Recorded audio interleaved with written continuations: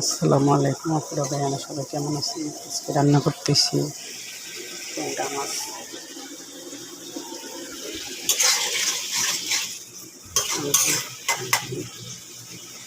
আমি রান্না করতেছি, ডিমের তরকারি হয়ে গেছে, ডিম রান্না করছি। মাছটা দিয়ে দিব আস্তে আস্তে।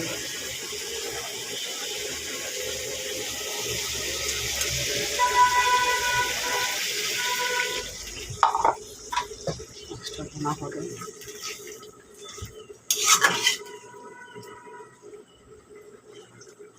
তারপরে চিংড়ি মাছ, কলমি শাক ভাজি, ট্যাংরা মাছ, ডিম রান্না শেষ। শুকনো মায়ের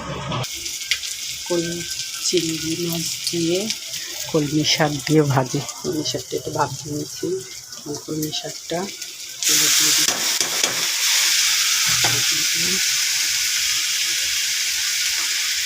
একটা নিচে রান্না করবো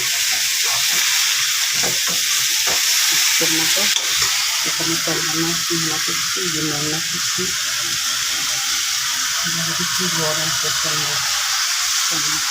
তারপরে আজকের মতো এখানে আমার রান্না শেষ। সবাই ভালো থাকবেন, লাইক কমেন্ট শেয়ার করবেন। আমি কেমন রান্না করলাম সবাই বলবেন। আল্লাহ হাফেজ।